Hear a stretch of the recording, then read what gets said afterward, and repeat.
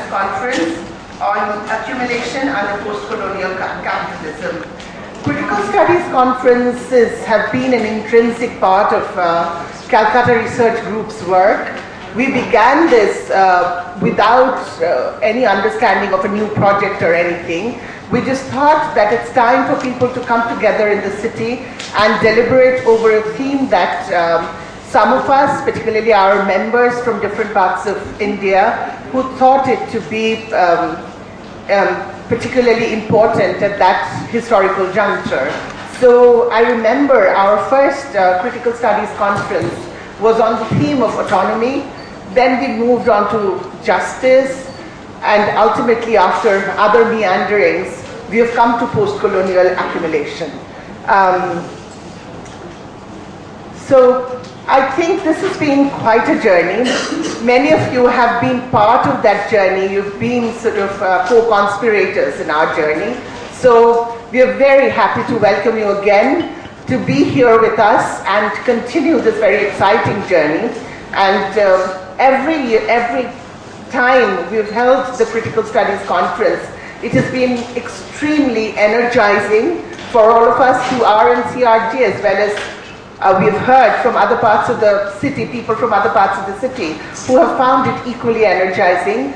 So I'm sure this year also it will not be an exception. This is a mark of Calcutta that our students have come here just to listen even after paying the registration fee. So very warm welcome to all of you. And I end with the hope that this may be your beginning of a journey with Calcutta Research Group, but please stay on. It is an exciting journey. Having said that, I'll turn the microphone over to Professor Ronopi Shamatar, who's our director, who will conduct today's session.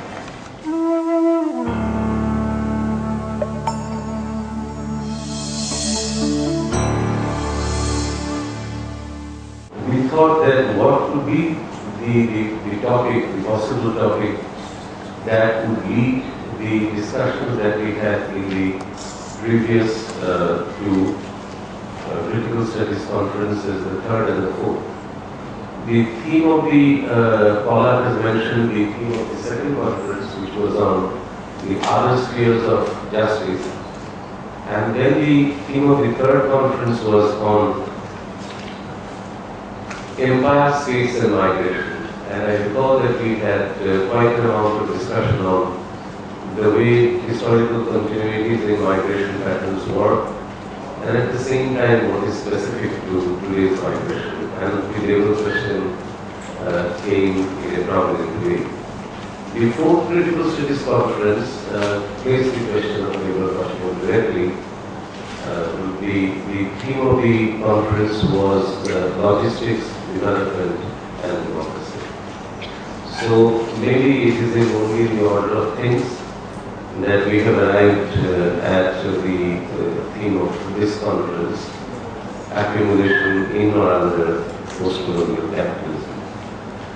We went through the process of drafting the call for papers, and we had an amount of discussion with the Rosa Stiftung, and I must, on behalf of CRT, express my thanks to the Rosa Foundation for the support that they have given. And one of the reasons why we picked up this theme was, as you know, that Rosa Luxemburg's famous book, it came out in, if I'm not wrong, in 1912. And it was 1213, and it was the centenary year, and we thought what could be the most appropriate theme for such a conference. So this was, in a way, the idea that combined our own direction as well as the occasion, and which I think is a perfect one for paying tribute to one of the most important revolutionaries as well as critical thinkers of the 20th century, and whose relevance hasn't diminished with time. So that is where we are, and I thought that while we have, structured the conference in the way it has been, maybe I will speak, and offer a few remarks on that, and then the panel for which we have all assembled to listen, and we can begin. And these remarks were discussed again and again in our internal meetings, so please do not take it as my personal observations that they convey our own collective thinking. A critical post-colonial angle will tell us to situate the question of accumulation against the perspective of imperialism, or what can be called its other stream, the post-colonial capitalist reality of today's world. It will also mean locating, if you like, an absolute order of capital in the form of categories like race, gender, caste, nation, and all other things that we shall discuss in these 3 days. And you can say politics itself works at times as the order of capital, functioning as a determinant of latest accumulation in today's context. What are the philosophical implications of the post-colonial critique of the contemporary dynamics of accumulation? Given the fact that such a critique can originate only from within, that is from within the post-colonial regime of accumulation. This question impels us to recall the classic tradition of revolutionary dialectics, and this will be a fitting tribute to the legacy of Roosevelt. The first theme that features prominently in the schedule and the sub-themes is the theme of the boundaries of accumulation. The process of separation of laborers from the means of production so that they become free-wage laborers for the purpose of capitalist exploitation is not a natural development, but rather the result of violent confrontations. This process not only speaks of the past, by which we mean the process of initial transition from the pre-capitalist to the capitalist mode of production, it continues to this day on a great scale in the post-colonial world. In developed capitalist countries, as in the post-colonial capitalist countries, the workers erect social and political barriers to the extension of the length of the working day, and therefore capital introduces machinery as a counter element against the working class. Yet, while capital tries to reduce the number of workers, it also seeks to bring in new workers under its command as an exploitable human resource. The so-called human factor of production is thus always present, and capitalist accumulation must depend on the continuous separation of labor from the means of production. We can then say that primitive accumulation is the separation we have referred to whenever it occurs, and accumulation of capital proper includes, besides its separation, expansion through the mode of economy. This may be taken as a historical companion, symbolizing the separation happening continuously of proper accumulation when the latter is the order of the economy. And yet at another level, we can say that accumulation is transition, that is transiting the borders of production and circulation, while primitive accumulation is the specific mark of this transition, reminding us that the transition from, say, feudalism to capitalism did not happen in a natural way. We cannot take transition for granted merely because history happened that way. The extra economic factors, once again recalling the various themes we should discuss to these days, are always present in the economic, and only in this way an adequate understanding of capitalism becomes possible. A post-colonial critique of accumulation process is built on a fundamental understanding that capitalism demands that all geographical limits to capital accumulation have to be overcome in different ways, which leads to the characteristic quintet for space. At the same time, while production entails geographical concentration of money, means of production, thus proximity to means of production including natural resources, labor power, and consumer markets, the circulation of capital requires circumventing various boundaries such as space, institutions, forms, financial regimes, labor processes, economic segments, thus requiring the construction of different zones and corridors. Capital accumulation begins in this contradictory mode whenever and wherever some money is deployed to make more money by exploiting wage labor. While determining the reproduction of aggregate social, that is total capital, we have to keep aside the issue of singularities. In the Grundrisse, Marx says that the concrete is, within quote, the concentration of many determinations, unquote. This is the way in which we can define singularity. Singularity is the concrete. Yet, as Marx tells us, the concrete is the point of departure in reality, not in thought. Thus, we arrive at the concrete through a process of abstraction only, which means starting from the abstract. In its immediacy, the concrete gives us only what Marx calls a chaotic conception. And when Marx adds that the concrete is, within quote, unity of the diverse, what is significant is not the words unity and diverse, but the indication by Marx of the dialectical relation between the two, unity and the diverse. This is the spirit in which we can approach the issue of accumulation without getting bogged down in the endless and sterile debate whether, pursuing a logic Marx was right in claiming, the analysis of historical impurities that mark any analysis of the concrete.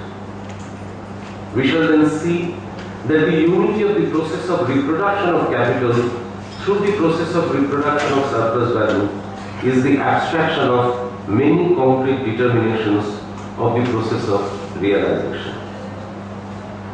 As readers know, Marx in the second and third volumes of Capital showed how markets become crucial for accumulation. Thus, global and local capitalists as well as non-capitalist enterprises are interconnected today through global. That is where exchange happens between entities across national boundaries, and local. That is where exchange happens between international entities, markets. This is the materialization of a value chain. Neoliberal capitalism through the supply chains, consisting of various modes such as outsourcing, subcontracting and offshoring, to name a few, gives rise to new circuits of global capital. Connected to these circuits are new practices and relationships that produce new subjectivities and a new hegemonic social reality that aims to foreclose the language of class precisely by retaining and underscoring the presence of the so-called informal, agricultural and the household sectors. Yet Marx showed at the same time how capitalist crisis becomes one of accumulation through the reinforcement of the social in the production process. Thus, the resistance of the worker and the society does not allow beyond a point the operations of the so-called remorseless laws of accumulation. The theme of the state in a post-colonial study of accumulation is not accidental. Also, it is not strange that in Western capitalism, theoretical critiques of capital accumulation process have almost done away with the state, as if capitalism unfolded in the long 20th century without the state machinery and the imperialist order. Politics, if you like, was once more taken out of political economy. In globally positioned views, the state always appears as a minor factor, while in local views or local revolutionary views, the state appears always as a critical factor facilitating globalization and capitalism. The state facilitates restructuring of capitalist order. It is the site of passive revolution. Most importantly, because of all these, the theme of the state allows us a sustained engagement with the issue of transition and thus to the specific form of post-colonial capitalism. A salient aspect of the post-colonial situation is the mere permanent condition of primitive accumulation as the other of the most modern form of capital, which one may term as virtual capital. Developmental and conflict-induced migration, known as forced migration, within the country and to other countries takes place under primitive and precarious conditions, and female labor, as everyone knows, forms a substantial chunk of this scenario. As more and more virtual capital in form of offshore funds, venture business, hedge funds, sovereign wealth funds, internet-based investment and banking, and forward trading-based wealth reach the post-colonial shores and result in massive property boom, skyrocketing land prices, construction upsurge, and a new surge in the price of raw material like iron ore and at times foodstuff, the more people are pushed towards accepting precarious and informal work conditions. And as consequence, there is more depeasantization and appearance of informal labor, which can be best described as immaterial labor. Flexibilization here appears not so much in the form of what is called in the West as post-Fordism, which is based on microcomputerization, flexible technologies and the domination of process industries, but much more in the shape of uncertain work profile, uncertain conditions of reproduction of labor, catering to backward linkages of new capital, which is based on various automated technologies and flows. We may ask two questions here. First, does this scenario in any way contradict Marx's analysis? The answer is no, because once again this scenario shows how the social is inserted in an economic process and the economic and the extra-economic are intertwined. The domination of finance over industry and the production process in general not only means political and administrative restructuring of supply, investment banking and credit norms, it also signals something more fundamental.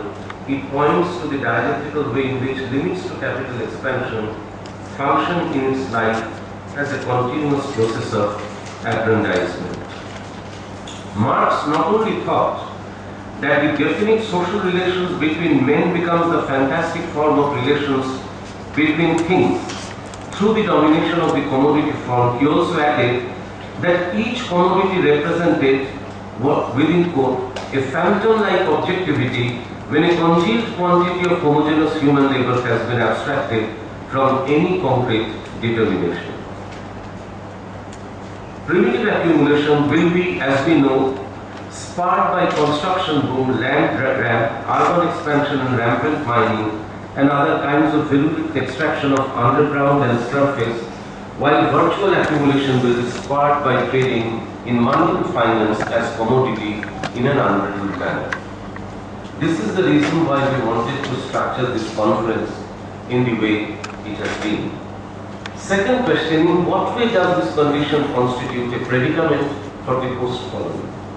On one hand, the post-colony must depend on the state to come out of the Caesar's attack in form of a combined appearance of primitive accumulation and virtual accumulation.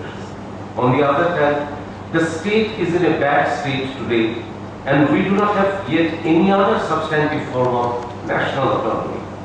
Therefore, we must work our way through carefully. This sense of caution will help the post-colony retain flexibility and prize its way through a bind of primitive work conditions and the reproduction of the advanced form of accumulation, a bind that leaves almost nothing as social surplus for the post-colony to develop. The second theme, as you will note, is the relation between accumulation and the reorder of spaces. The experiences of India, South Africa, Brazil, Chile and several other countries demonstrate how post-colonial capitalism through the combination of the low and the high forms of accumulation reorders the spaces of accumulation. Reordering of spaces become crucial in phenomena such as the return of the land question, resurgence of commodity prices and the reinforcement of the extractive nature of capital exemplified by extraction of biological power or nature's subsoil resources or cognitive abilities of human beings. It results in new practices of zoning and creating corridors as circulating modes through which accumulation takes place. There are great stakes in the game of zoning and spacing, which influences the biopolitical organization of post-colonial societies. For instance, in India, there are coastal regulation zones to save the coast, and some say to save the fishermen beside the coast. Disaster zones, flood-prone zones, wherefrom human beings are removed to save them and to put in place protection measures such as dikes, earthquake zones, where new norms of construction of buildings are introduced. There are even suicide zones, which are often dry areas and where farmers, it is said, habitually commit suicide to end miseries and uncertainties of life and death. All this compel, you will know, new legislations, policies, regulations, making the particularities of the respective zones and the protective measures for endangered life. These zones show how features of nature and life are meshed more than ever, and the two separate registers of nature with its uncertainties and life are getting tied into a new form of existence which, borrowing Michel Foucault's phrase, we may call a distinct biopolitical mode of existence. But at the heart is the logic of economy at its heart. That because life is marked only by economic logic, by these new regulations for zoning and spacing. For example, we may ask how these emerging zones will be spaced. The citizen worker, the classic figure of the 19th century, may be a minor figure to populate such a zone, and whole populations may have to be trained to become the denizens of such an anomalous universe. Dispossessed peasants, construction workers from villages, tea shop owners and other street vendors from nearby districts, snooty IT workers, all may become parts of a heterogeneous scenario of labor. They will all demand rights, some couched in the language of citizenship, some in bare life terms, and again some in gross economic terms of flexibility and money. While we know that these heterogeneous forms of labor will be evened out in the form of a commodity, we cannot see immediately how the new subjectivity of these newly zoned spaces will develop. But it is very much of a possibility that labor in these heterogeneous forms may not want to behave like the master or garrison foot soldiers of a disciplined imperial army, like the old industrial factory workers waiting for some command to take place. We must be ready for a messy picture, therefore zoning exercise today may be a precarious one. The circuits of capital are thus always overdetermined. One of the lessons of Marx's analysis of capital is its attention to circulation, which has now become the ordering principle of life under neoliberal economy. When corridors meant to ensure the circulation of commodities and capital, particularly in their final form, which is money, fail in their tasks, the purpose of zoning fails. Of course, we can notice to an unprecedented degree the fact that labor engaged in circulation and in production are getting intermeshed more than ever, so that the hidden process of producing surplus value is becoming even more mysterious. And then the final theme which has to be flagged is the question of war under a regime of post-colonial accumulation. In the Lenin-Rosa Luxemburg phase, in the debate over the accumulation question, the connection between war and accumulation became a thorny issue, just as the notion of crisis became integrally linked to the debate. This also raised the question around that time, how do we perceive the crisis? Was war a crisis? Were social welfare and recovery measures planned in wartime, such as the William Beveridge Report on Social Insurance and Allied Services in UK in 1942, and the post-war European Recovery Program, popularly known as the Marshall Plan, and conceived and put in effect in 1948, linked to the accumulation question. When the war in Iraq began, many Marxists in the post-colonial world spoke of a crisis of the finance-driven late 20th century, early 21st century capitalism, though Marxist writings in the Western capitalist countries were still playing with completely different issues such as of culture, citizenship, democracy, and European Union. War never figured in their writings. We also know that in many Marxist writings, security and development of the capitalist economy have been seen less as organic and intertwined factors. As against that, a critical post-colonial argument tells us to take wars and conflicts seriously, as they clear the grounds for accumulation, exactly as in the Second World War and the Marshall Plan had done more than 65 years back. To conclude, the angle of post-colonial capitalism implies 1. A combination of the virtual and the most primitive forms of accumulation. 2. Extraction of resources as a critical issue in political economy. 3. New but precarious strategy of zoning and creating corridors as reconfigured spaces of capital. 4. The salience of transit labor. And finally, the persisting significance of the state and wars as the facilitators of the conditions of accumulation. For all these questions, post-colonial capitalism will be the state we can venture and say on which the life of capital as accumulation will depend. To put all this in a different language means the accumulation question, which is at the center of capitalism, is never at the center. The center is always to one side. Capitalism is real, but also the theater of the world of politics, religion, morality, and of course economic theories, in short, of myths and opiates that make capitalism decentered, because our own consciousness of the world is framed with illusion, and that is where from our journey begins. Therefore, the complete demystification of the accumulation question is always deferred, always beyond, always advancing from illusion towards the real. Philosophical battles are therefore parts of the perpetual war that the bourgeoisie has always wanted to put an end to. Yet no philosophy, least of all materialist philosophy, can exist without this theoretical relationship to force. They bear the marks of a generalized state of war. Thank you.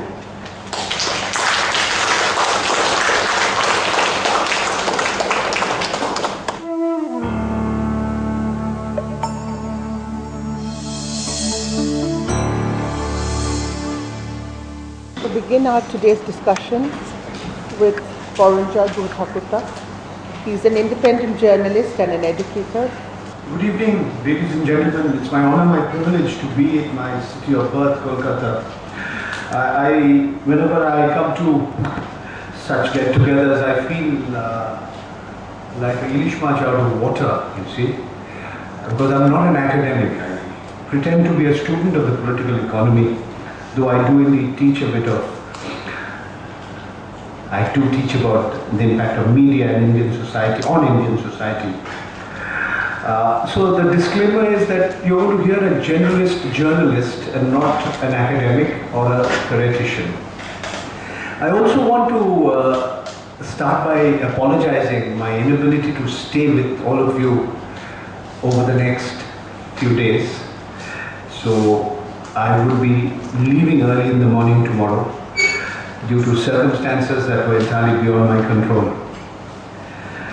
The subject is huge, and I'll focus on a few areas, and I hope I don't sound too simple or simplistic to this eminent gathering of academics. I found it particularly interesting that we have Karl Marx and Rosa Luxemburg being put prominently on that screen at a time when Marxists in India are weaker than they've ever been since 1947. I find it interesting that this discussion is taking place at a time when there's been a surge of Hindu nationalism, and it's already fine for us to say that 60% of the 2/3 of the Indian electorate who voted for either the Bharatiya Janata Party or the National Democratic Alliance, I beg your pardon, that those who voted for the Bharatiya Janata Party and the National Democratic Alliance comprised less than 40% of the total number of people who voted in India. That was roughly 66% of those eligible to vote in India voted for the first time. So I think it's very, very important that we are discussing this issue at a time when the Planning Commission is about to be wound up. And many have perceived this to be the dismantling of the last vestiges of Nehruvian socialism. It's interesting that our first Prime Minister sought to have a mixed economy in India, and we all know we were described as a mixed up economy, and many of us thought we not only took the worst aspects of capitalism, license control Raj and now crony capitalism, we couldn't even get the best practices from the socialist countries. So, as a mixed economy and as a mixed up economy, our notions of public and our notions of private have gone all upside down. It's interesting that the Indian National Congress, which was at the vanguard of the national movement, was perceived by the left as right-wing, pro-free market, pro-economic liberalization, especially under Dr. Manmohan Singh. While the Bharatiya Janata Party very successfully painted the Indian National Congress as a left-of-center party who, was splurging the taxpayers' money on unproductive subsidies to become popular. The fact is, together with the left, the Indian National Congress is weaker than it's ever been since 1947. Very few of us could have imagined that from 206 members in the lower house of parliament in 2009, that number is down to 44. And they've been denied the position of the leader of the opposition in the lower house of parliament. It's particularly interesting to note that before I talk on a few specific areas that I will be talking about, that a new bank is being set up by the BRICS countries. And except for the first country, B, Brazil, Russia, India, China and South Africa have become some of the most unequal societies, certainly in the planet. It's interesting that in the last 10 years, India has never seen the kind of persistent food inflation. And I don't need to tell an audience like this that this has widened inequalities in ways in which very few of us could have imagined. We all know that the poor spend a higher proportion of their income on food, more than half usually, but the widening of inequalities, I don't think we should be simplistic to say the rich have become richer and the poor have become poorer, but certainly the gap between the rich and the poor have widened in ways in which very few of us could have imagined. The only exception is Brazil, of course. Brazil inequalities have actually come down. It's interesting that when we look across the globe, our notions of capitalism and our notions of communism and socialism, where they are today. So I'll just leave unanswered. I'll raise only a few questions. I'm sure you people have the answers. I don't have them. Is the People's Republic of China a communist country? Is it a capitalist country? Is it a state capitalist country? Question mark. The four countries of Scandinavia will spend the highest proportion, or one of the highest proportions of their gross domestic product on welfare, on healthcare, education. Many of them call themselves social democrat. They have one of the highest tax to GDP ratios. How should we describe them? Social democrat, socialist? In 2008, General Motors, which once upon a time epitomized free enterprise capitalism, the biggest shareholder of the General Motors became the government of the United States of America. So after the Great Recession, should we call the General Motors a private company or a public company? I don't have the answers to this question, but I think like a generalist journalist, I should raise some of these questions.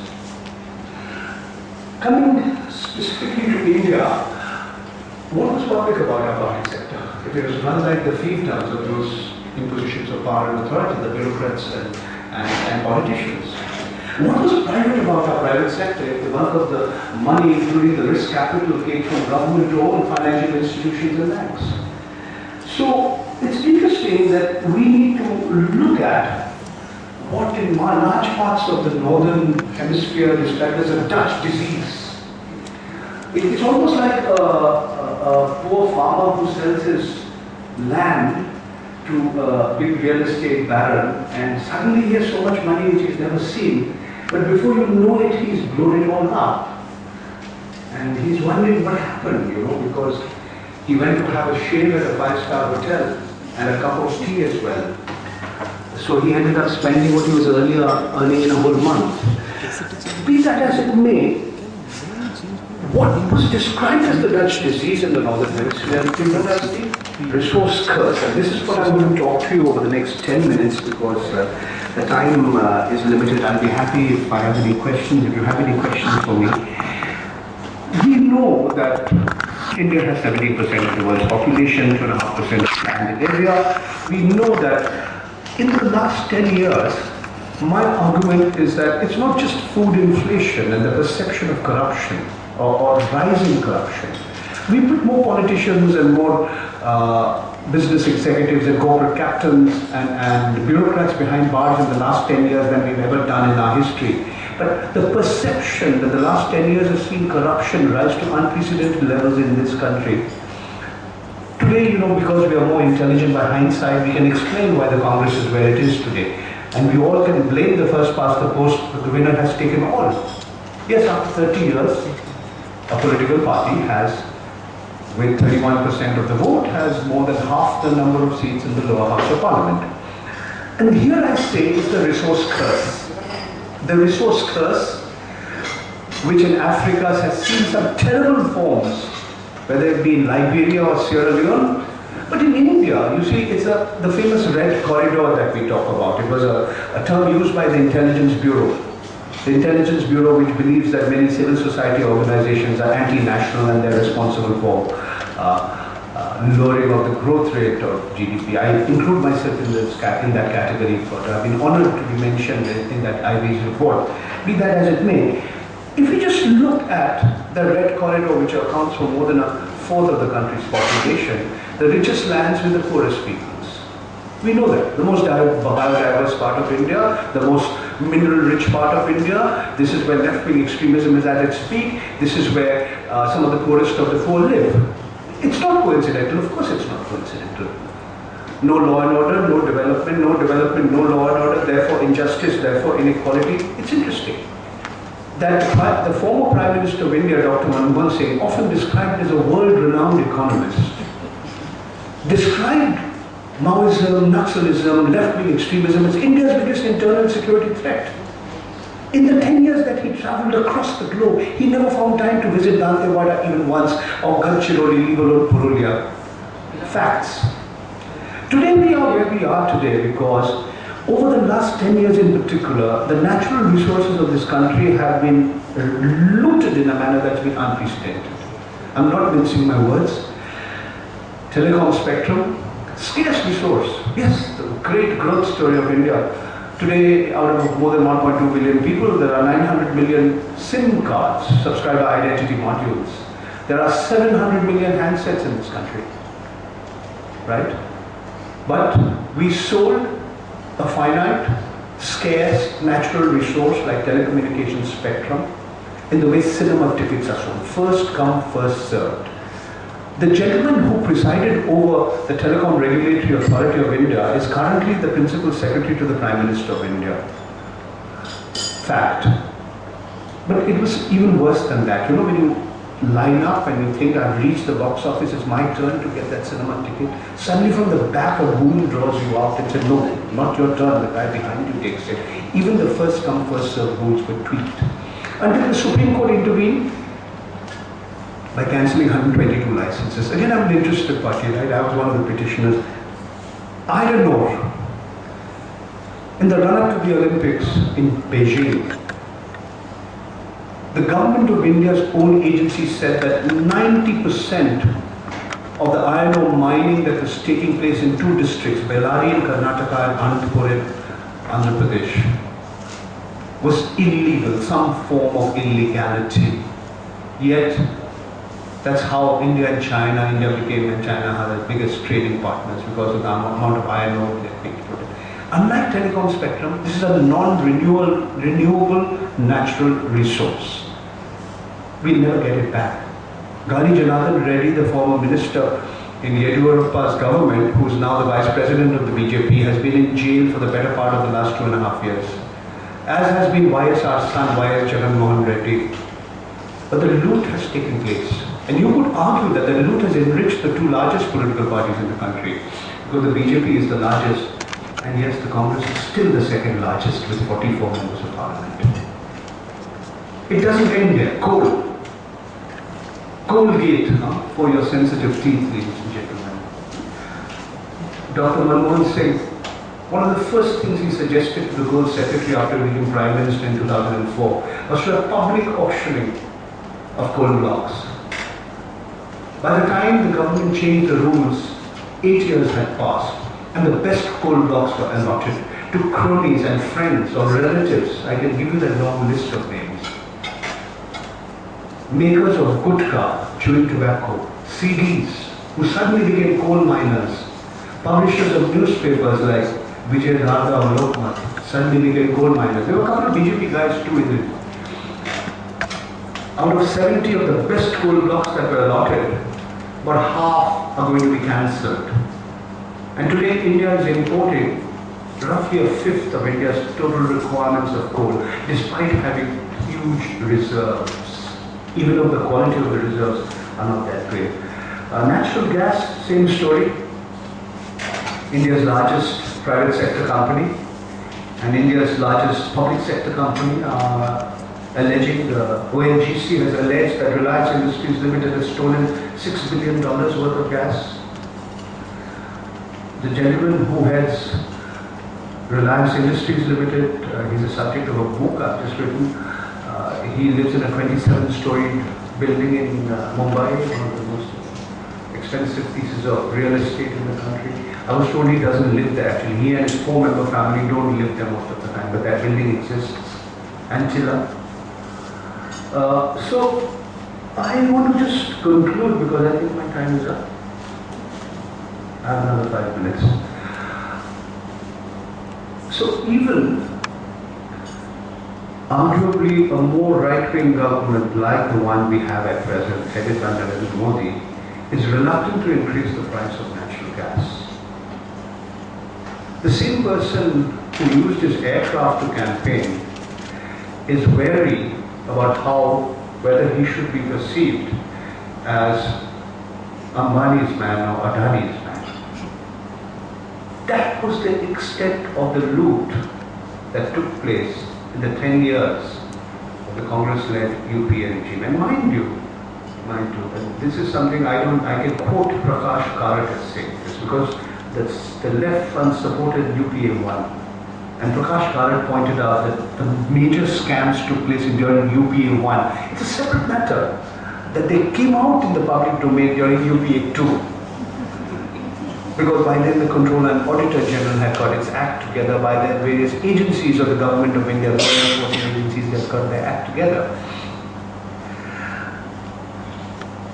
I am here suggesting that when we talk about post-colonial accumulation, is the worst over as far as India is concerned? I wonder. I'm not sure. Very few of us could have imagined that under the UPA regime that we would have the kind of accumulation, rent seeking. I think economists love such phrases. We journalists are simplistic, so we say simple loot, theft of our natural resources. Yes, it's as simple as that.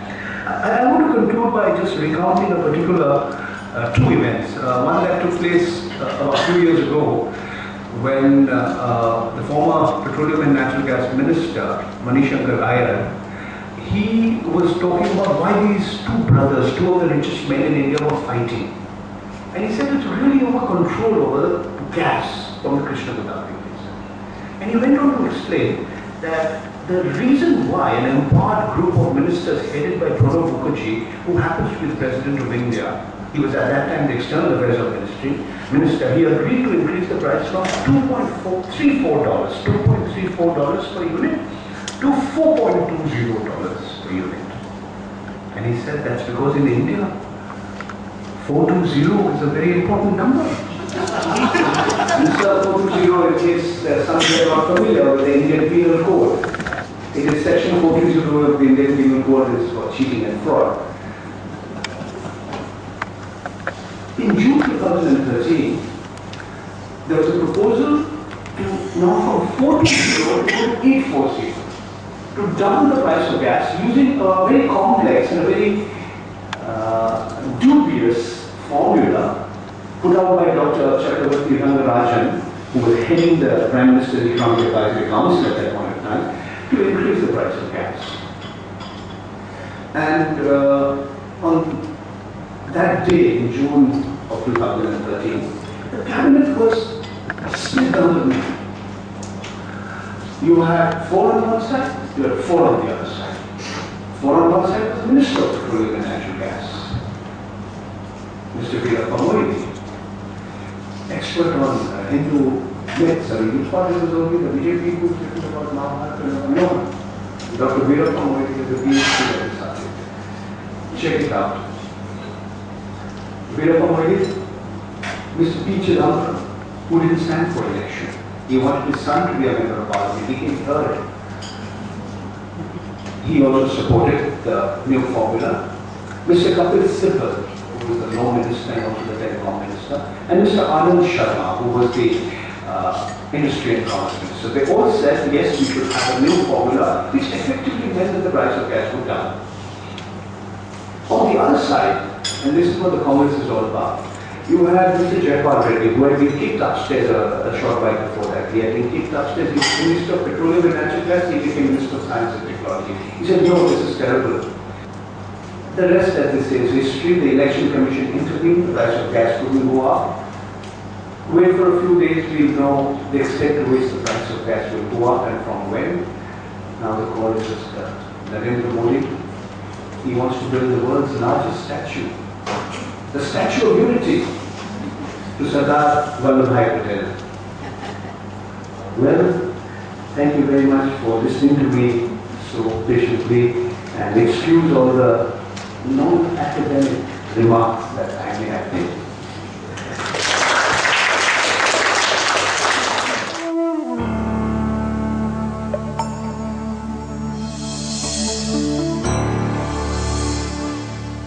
Professor Porimal Ghosh, who also not just is a friend but also happens to be my colleague in the Department of South and Southeast Asian Studies, University of Calcutta. So over to Professor Porimal Ghosh. You know, I'm a spot of bother because when Ronald Whistler called me up several weeks ago, he said that this is going to be a panel discussion. And I kind of thought that if you're in a panel and you're going to discuss something, then you can get away with a lot of things. Now I land up here and I discover that there is no panel of discussion here. So what I did was that I roped in my very good student, now a renowned scholar by her own rights, Professor Somita Sen. And I said, Somita, you've got to do something about this. And so we decided that the two of us are going to constitute the panel. I hope Somita is still there with me. Are you? Yes. Okay. Thanks a lot. So that helps. So what I'm going to do, therefore, is to start with a small, very small outline of my reading of Marx and Zuckerberg. And then what I'm going to do is to try and link it up with my understanding of the subcontinental economy. Now, what Olivier Babu has done is very helpful. What he has done is that he has brought us down to earth. He hasn't talked about theory, nor about academics. He has talked about things as they happen. This helps because this kind of fleshes out what we are going to perhaps academically otherwise say. So I therefore ask myself a question. Did Luxemburg know what chronic capitalism was all about? Primitive accumulation was about loot and plunder. But was that what Marx was thinking when he was thinking of capitalism? Was that the only thing that he was thinking? Primitive accumulation constituted one aspect of his understanding of capitalism. He called it primitive because he kind of thought that this was done. You don't have to worry about it. It's done. It's over. But as we know, as we are increasingly coming to realize, no, that was not the point. Primitive accumulation is really accumulation of capital. About a year back or thereabouts, Kullan Sharma's book has come out, and we know how Kullan Babu has described the situation in the context of the Indian economy. Nonetheless, I would like to go back to Marx, precisely because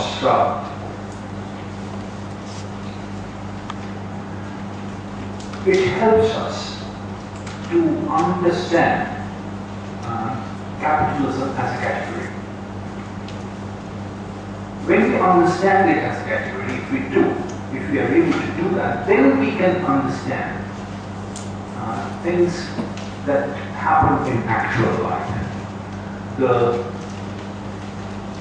The aberrations, the so-called aberrations. They are not aberrations. They have never been aberrations. Capitalism in real flesh and blood had always been like that. But nonetheless, Marx's approach enables us to look inside into capitalism and at the interstices, so to say, and to kind of appreciate the mechanism which made it work. Now, in this scheme of things, as we are all aware of, I'll be speaking of things that all of us are aware of, but nonetheless, that is how I propose to go about it, only in order to frame my argument. So, in his scheme of things, constant capital has a tendency to increase over time relative to variable capital. This is because of competition among producers or capitalists to increase the size of the surplus value. Now, what is to be especially noted here is that, and Marx is quite clear about it, that the way he visualized it, surplus value is not created through underpayment of workers. They are paid by the clock, and they are paid according to the wage arrived at through demand and supply rules in the market. Surplus value, therefore, is the result of use of machineries. Greater the use of machineries, greater would be the productivity of the worker. The component of variable capital in the finished product would therefore be reduced over time. This would inevitably create, again over time, a crisis in realization of surplus value. Hence, the intermittent crisis that we see in capitalism. This was roughly what Marx's scheme was about. Luxemburg thought it differently. Our point was that the crisis cannot be only intermittent. It is there all the time, and we do not see it because surplus value gets realized, in a manner of speaking, behind the scene. Again, when we say behind the scene, it was right there. It was all what capitalism was all about, but it is kind of behind the scene if we are going to understand it only by reading Marx. She argued that in a closed, pure capitalist economy, as Marx had imagined it, surplus value cannot be realized because what the consumers would spend was only what they had earned as workers. And therefore, what the capitalists would get as surplus value would be only what they had spent as variable capital. Hence, there would be no surplus. She therefore proposed that in actuality, surplus value gets realized only when there is an interface with those who were outside the closed capitalist system. This process remains, quote-unquote, behind the scene in Marx's understanding. Now, as we are also aware, this connection with the outside of capital was something that many were thinking of around that time. In 1902, Hobson's Imperialism, a study had been published. It was the first kind of organized war in which a connection was made between modern imperialism and the crisis in overproduction in capitalism. Then came Bucharin's war, and as we all know, Lenin's little book was really a more sophisticated and polished version of Bucharin's basic thesis. they had all argued that it was not capitalism as such, but a particular stage of capitalism, finance capital, and its investment abroad, which brought about imperialism. Now, we are also aware that this is really not historically very correct. If we go by what Lenin had to say, then we will have to accept that imperialism was born around the time of the 1880s, around the time he identified as the time of the emergence of finance capital. Then we wouldn't be able to explain the battle of Polashi or the wars in Karnataka and so on and so forth. It doesn't make any sense at all. What was happening then? Obviously, what Lenin was trying to do was to keep the Marxian understanding of capital intact on the one hand, being an orthodox, good party man, and at the same time to try and understand the impending conflict in Europe in terms of some kind of economic logic.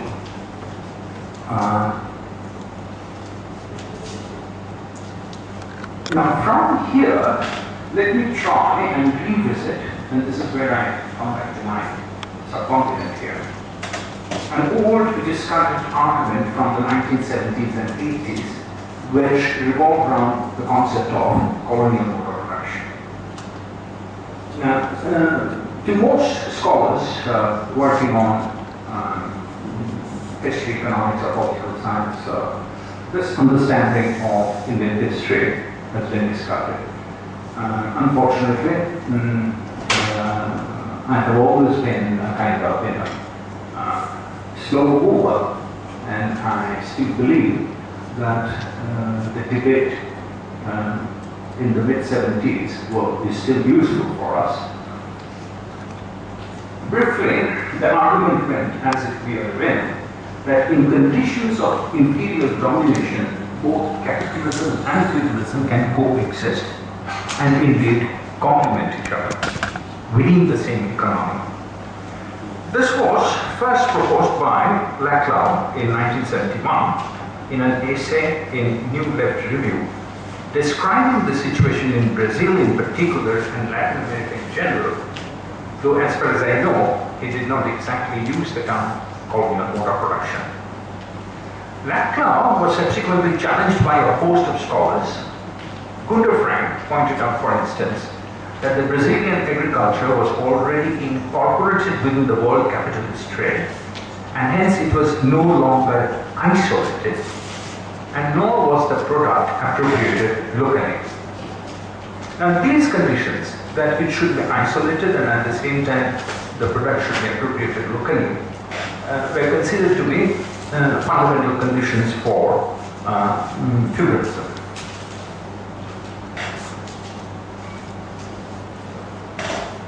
Gradually, however, a consensus seemed to form. If we go through the debate, then we can see that gradually, on certain points, they were coming together. Firstly, incorporation, it was understood that incorporation into world capitalism did not necessarily imply installation of capitalism. Further, that the distinction between free and unfree labor did not carry much weight in colonial or post-colonial agrarian conditions, given their personal and direct dependence on their landlord. Thirdly, generalized commodity production also may not be interpreted as indicative of a transition, inasmuch as the bulk of the surplus would still be utilized through conspicuous consumption or in servicing international debt, thereby returning the investment, if not choking it altogether. Now, I am not going into further details on colonial motor production, how far it constituted a distinct mode, how far it was quote-unquote peripheral capitalism, as Hamza Alavi, generally recognized as the father of the concept, later came to characterize it, are important debatable points which I still believe to be relevant for us. However, for the purpose of the present exercise, I would like to add just this much. That this debate exposed how, in post-colonial conditions, capitalism needed this outside of capital in order to generate and realize surplus value. Let us recall that this debate was situated in the context of certain changes occurring in northern Indian agriculture, especially in the Punjab. There were suggestions that these changes were structural in nature and suggested indicated advent of capitalism in Indian agriculture. Hence, this argument that we still can think in terms of a colonial mode of production in the 1970s indicates that, therefore, according to at least some people, this outside of capital was necessary for the realization of surplus value. What is more, the Marxist and Maoist anticipation that there would be conflict between the two, a contradiction, was also not found to be borne out by facts. Indian capitalism, in tandem with world capitalism, took good care to preserve the status quo because it had become entwined within a system which, as a world system, had always used the outside of capital for its sustenance and growth. This was further confirmed from the 90s onwards when the Indian corporate houses began to move out on their own in quest of greener pastures. Nor was this a consequence of capital having turned surplus in India, but really a question of superior returns on investment and greater accumulation of capital. It should be noted, though, that wherever it may travel, capital cannot avoid increasing the organic composition of capital. This implies that the same crisis is going to revisit it somewhere along the way. But the point is that in the short term, this works. And this is, as far as we can see, a fairly long short term. There is one final point on which I believe we should be more sensitive following upon Luxemburg's reading of capitalism. This is the question of citizenship. Conferring of citizenship does not necessarily imply recognition of social equality. Even juridical equality, as we are too well aware, can get vitiated in absence of social equality. Yet that is at the heart of the real significance of citizenship. Citizenship rights are only a formal recognition of a social fact that has already occurred. If, on the other hand, citizenship is reduced only to a formal appellation bereft of its soul, then I would argue that that is where the outside of capital would reside. More than the organic composition of capital, the leverage of social power will be found to be more useful. The Huzur Mabab syndrome, or the white man's ubiquitous omnipotence, and as we know, the color of skin has nothing to do with being a white man. We should realize, therefore, that this outside of capital was always and still is an integral part of capitalism. Marx had a contractual relation in mind when he visualized labor-capital relationship. Hence, as we saw, his insistence that the worker was not underpaid, and that was not the reason why problems arose over realization of surplus. This was because he was trying to understand capitalism as a closed system, as a pure category. He was, as if trying to say, that whether the worker was underpaid or not was a matter of little concern, because the system, even without it, suffered from a fatal contradiction. But the point would still remain that in real life, a contract can occur only between equals, and one has to recognize that labor and capital cannot ever be equals. There can be a formal sector in which the rules of the game would be observed, but it would always be supplemented by an illegal, non-formal sector. Thank you.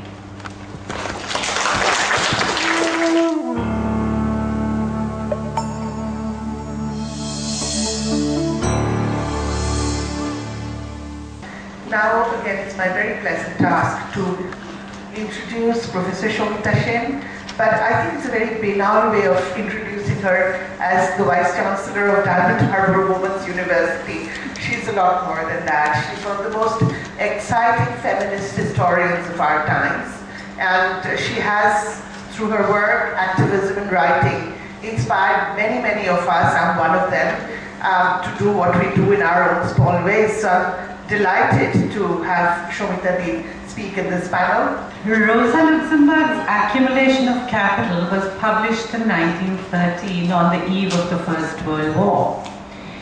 The second part of the title was a contribution to an economic explanation of imperialism.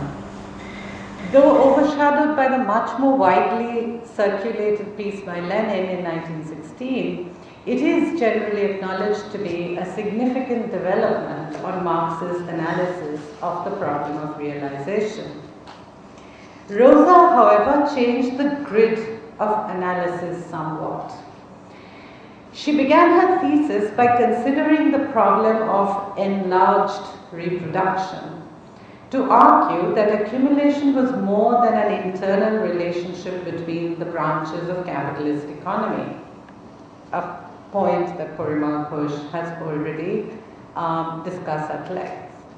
She argued that the presence of outside consumers, qua other than capitalists, are really essential to allow enlarged reproduction and thus accumulation. The importance of the presence of a non-capitalist sphere in Luxemburg's theory has been discussed, so let me move on and try to connect these two of our concerns, i.e. enlarged reproduction and the non-capitalist.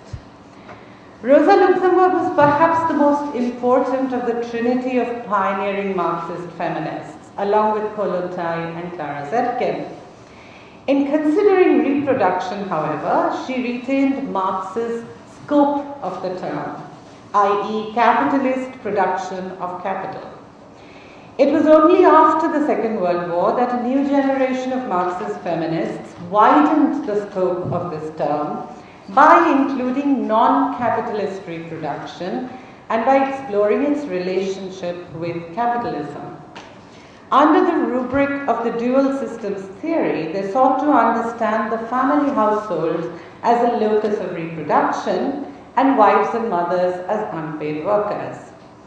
In the 1970s, Claude Mayassu argued that the family household remained an enclave within capitalism, inflected by the domestic mode of production, juridically, economically, and ideologically.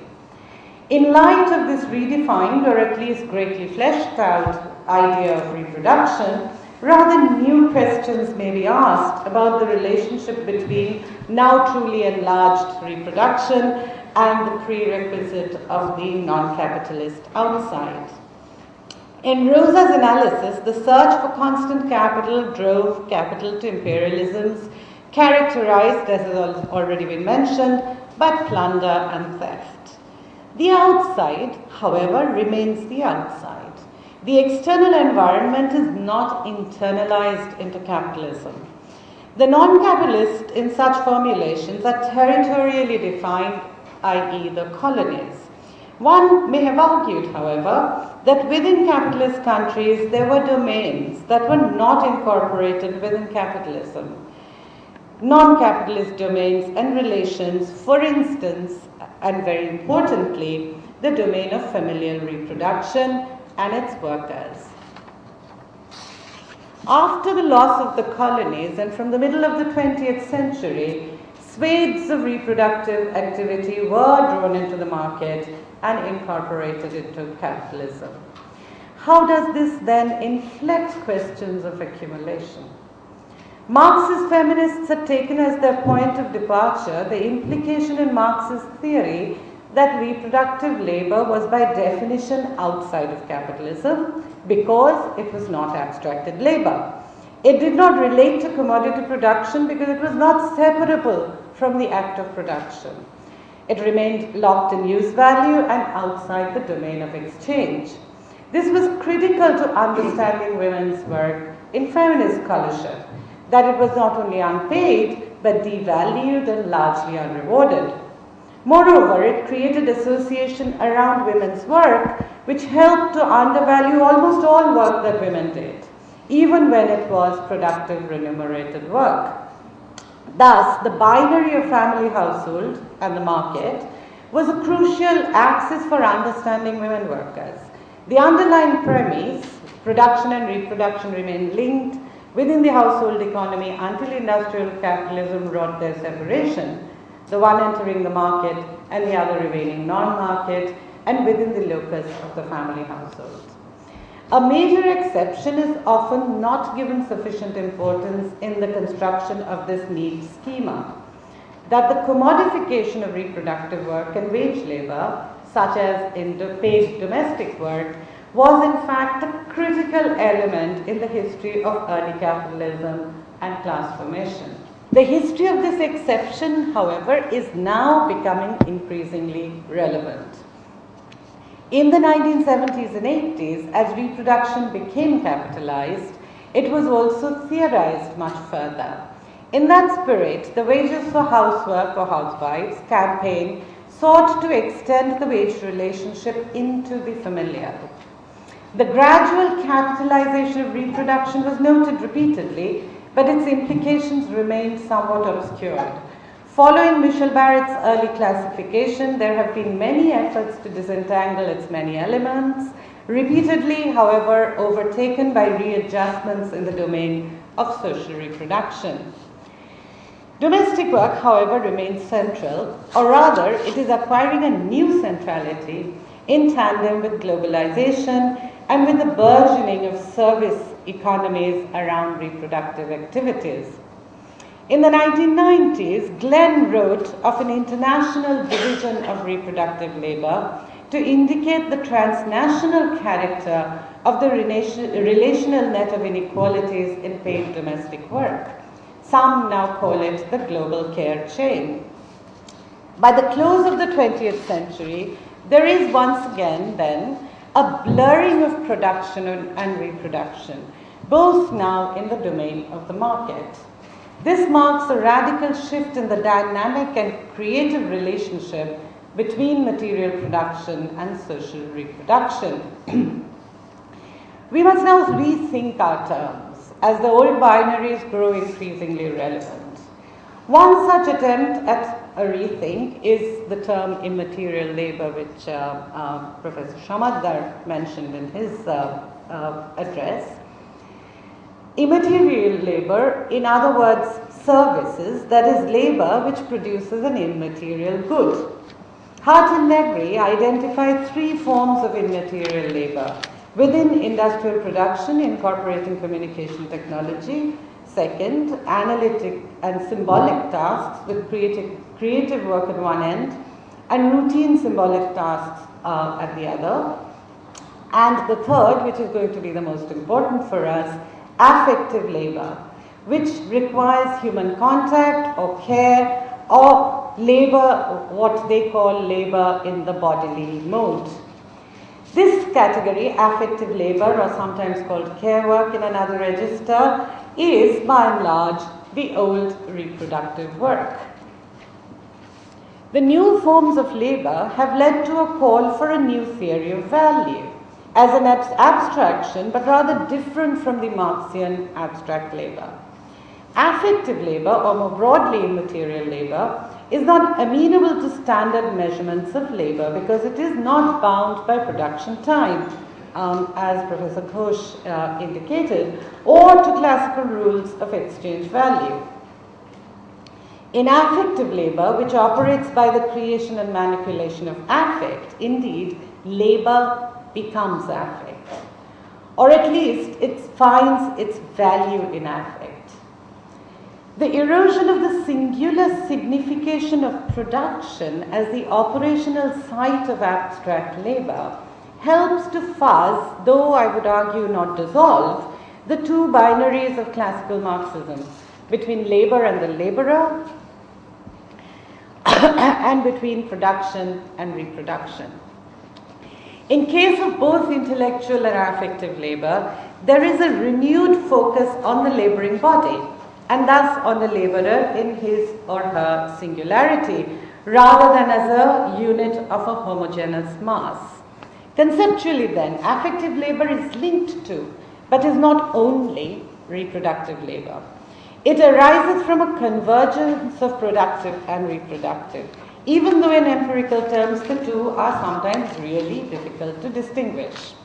In another conception, affective value, and this is argued by Gayatri Spivak, is neither quite use nor exchange value, but a third category of value, entangled in emotions and corporeality, cultural rather than economic, but vulnerable to exploitation by capital. Surrogacy, I would submit, is at the very frontier of capitalist incorporation. It is also affective labor, except of course that the product of this labor is life itself, but also the human body, not really immaterial by, another sense.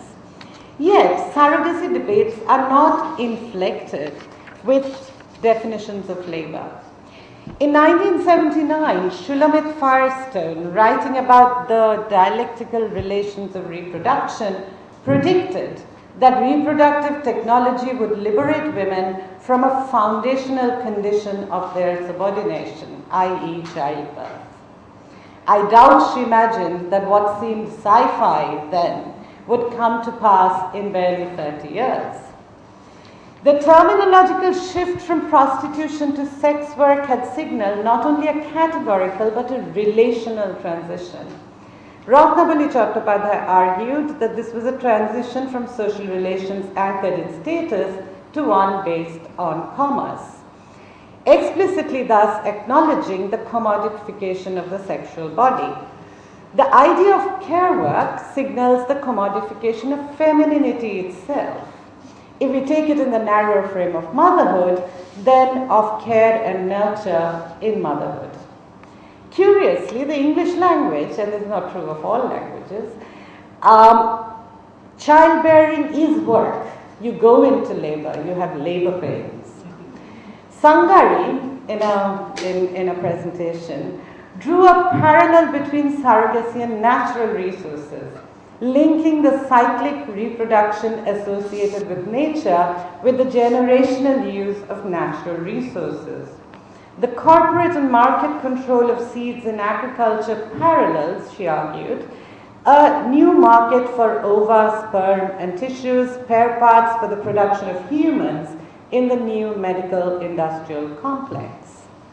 Has the female body then, she asks, become the new site, the site of a new reproductive commons, a site for extraction, a manipulable, marketable, biogenetic resource?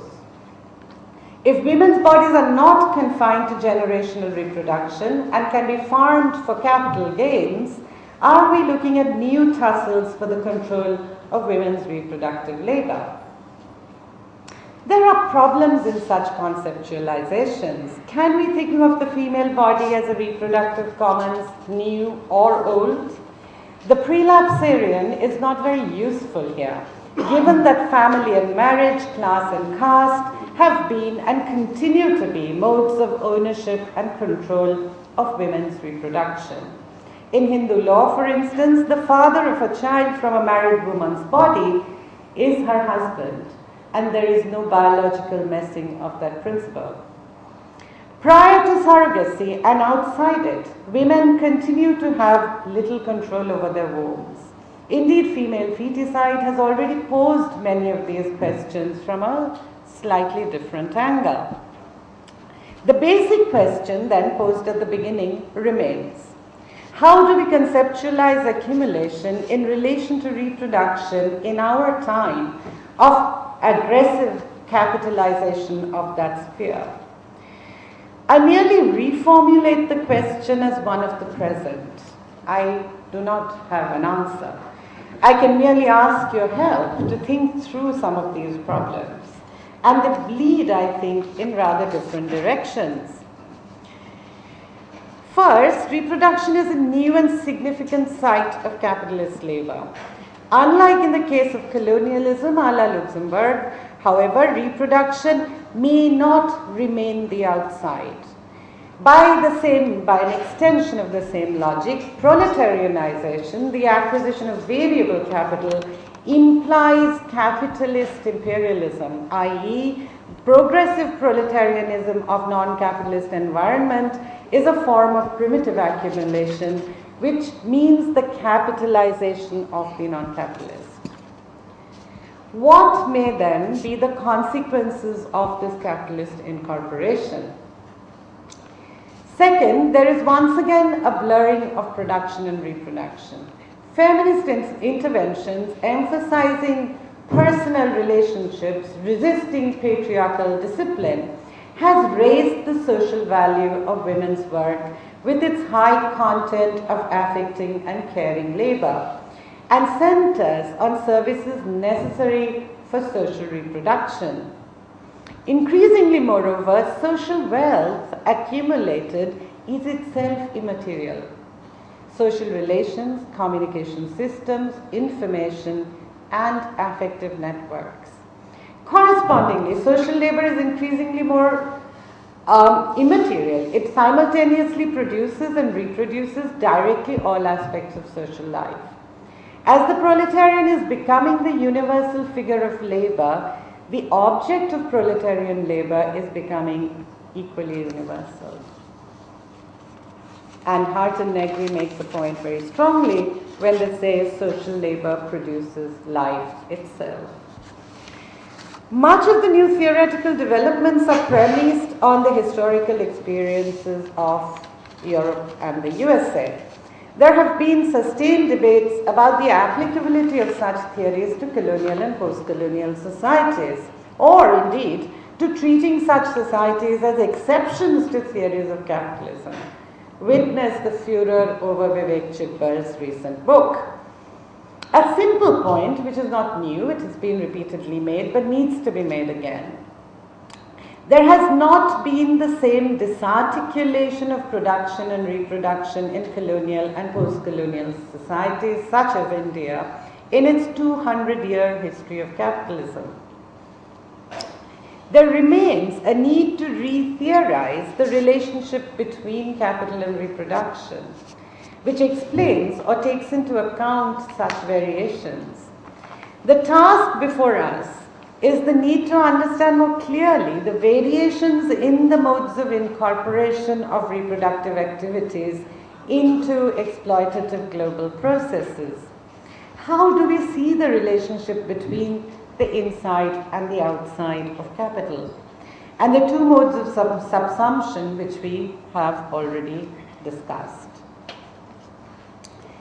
The category of the proletariat subsumed under industrial working class, whose paradigmatic figure was the male mass factory worker, who played the leading role over other figures of labor, particularly such as peasant and reproductive labor.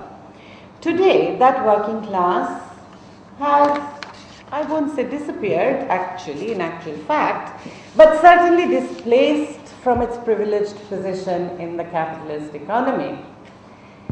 It has also lost its hegemonic position in the class composition of the proletariat. The figure of immaterial and within it affective labor power does now approximate a central position in both the schema of capitalist relations of production and in the composition of the proletariat. The question that follows from it, and it's the last that I will ask, is how then do we think of politics? This is a question that Professor Shamadar also asked us. We have the same questions, neither of us have answers. At least two categories of immaterial labor have been resistant to conventional forms of unionization, either because they have resisted incorporation into such disciplinary regimes, or because of irreconcilable conflicts of interest arising from the valorization of reproductive, affective labor. So I end this series of questions by posing to you once again the case of paid domestic labor, which has proved so obdurate and so difficult to organize. I think everyone will agree that we had a very energetic and interesting round of discussions. Now we invite our enfant terrible, the man who's put all of this together, Dr. Rati Ghosh, to come and deliver the formal vote of thanks. A bit of housekeeping before I offer the vote of thanks. This is something I'll have to do, please bear with me. There are basically 4 changes and additions to the schedule that you all have in your case. These are, first, in the session, race, caste, gender and indigenous peoples as a multiple axis of post-colonial capitalism 1, which is from 2 p.m. to 3 p.m., August 22nd, 2014. In this session, Shamata Vishwas would be the discussant in place of Shomita. Shomita wouldn't be able to make it tomorrow. The second change is in the session Biocapital, which is on August 23rd, 2014. It will start as scheduled at 11:30 a.m. but end at 12:30 p.m. Since Shubhatra Mitra Channa cannot make it. From 12:30 to 1 p.m., Professor Shubharanjan Dasgupta will speak on the dialectical core in Rosa Luxemburg's vision of democracy. The third change is in the book discussion session. The 2 discussants for this session will be Professors Annapurna Shaw and Shamir Kumar Das, and it will be moderated now by Rati Ghosh, which is Sumilde Servidor. The 4th addition is, I'd like to mention that there is a post-conference informal discussion session on the 25th evening, starting from 4 with Emmanuel Ness. Please come if you can make it. With this, I'll move on to the vote of thanks. It is my pleasant duty to offer the vote of thanks for this occasion. I know greater pleasures await you outside, but let me detain you for a few minutes while I thank the inaugural speakers, Mr. Gothakurata and Professor Sen and Ghosh, for a splendid inaugural session. I wish also to thank the organizing committee of the 5th Critical Studies Conference, without whose help and insightful guidance, it would not have been possible for us to organize this conference. I wish to thank Professor Shobita Sen, Professor Dipankar Sinha, Dr. Arup Sen, Dr. Shubhit Kumar Sen, Dr. Dashdev Dasgupta, Dr. Shivani Pratim Basu, Dr. Ritojyoti Bandyopadhyay and Ms. Shamata Vishwas, all members of the organizing committee. Our heartfelt thanks goes out to the Rosa Luxemburg Foundation, New Delhi, for supporting us. Dr. Ingo Schmidt has traveled a long way from Canada to join us here on behalf of the Rosa Luxemburg Stiftung. We thank him for joining us here in the heat and dust of Kolkata. We hope that this collaboration with the RLS wouldn't end with the critical studies, but seg seamlessly into other projects and ventures. It is customary not to thank the people at the CRT, but still, I would like to thank Imon, Devarati, Madhuri Lata, and especially Sucharita, without whose help, whose unquestioning help, it wouldn't have been possible for me. Without whose unquestioning help, it wouldn't have been possible for me to mostly remote control the organization of this conference from Shantiniketan. Mr. Shamesh Kuchait, Mr. Rajat Kanti Shur, Mrs. Manjari Chatterjee, Mr. Rajkumar Mahato, and Mr. Ashok Kumar Giri form the bulwark of all our organizational efforts. They deserve special mention and thanks. Professor Dr. Shantara and Dr. Paul Banerjee are a constant source of inspiration. It is never enough to thank them merely formally. And last but not the least, I wish to thank this wonderful audience, all the participants, discussants, to be, and the chairs. Thank you.